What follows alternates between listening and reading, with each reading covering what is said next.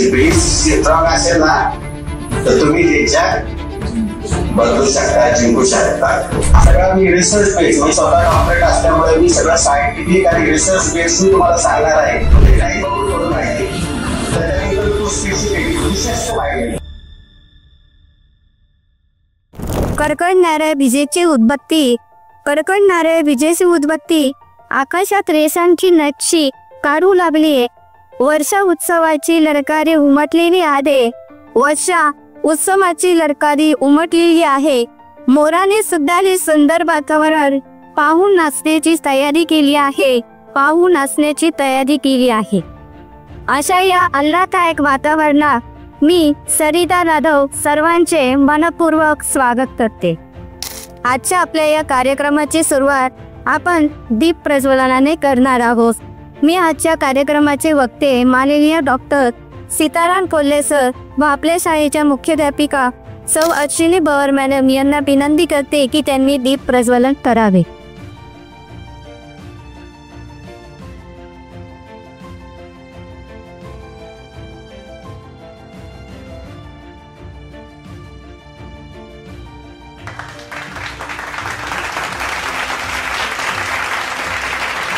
धैर्य, शिक्षा, धैर्य, शिस्त, कर्तव्यनिष्ठा.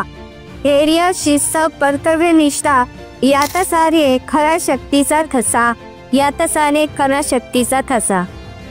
आजच्या आपल्या कार्यक्रमाला लाभलेले प्रमुख व्यक्ती माननीय डॉक्टर सीताराम कोल्हे हे नाशिकमध्ये वरिष्ठ पोलीस अधिकारी आहे. त्याचबरोबर सायबर क्राईम प्रतिबंधनासाठी ते काम करतात.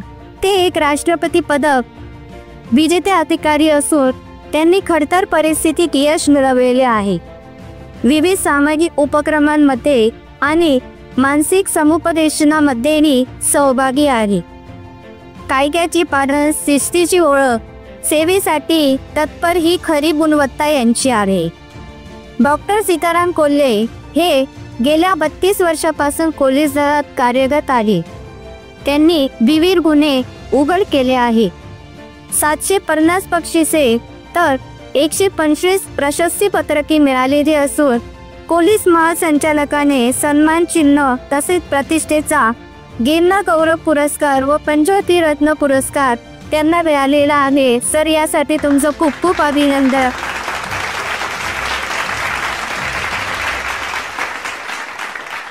पोलीस दलातील उत्कृष्ट कामगिरीबद्दल राष्ट्रपती पदकाने माजी राज्यपाल भगतसिंग कोश्यारी यांच्या हस्ते त्यांना सन्मानित करण्यात आले होते.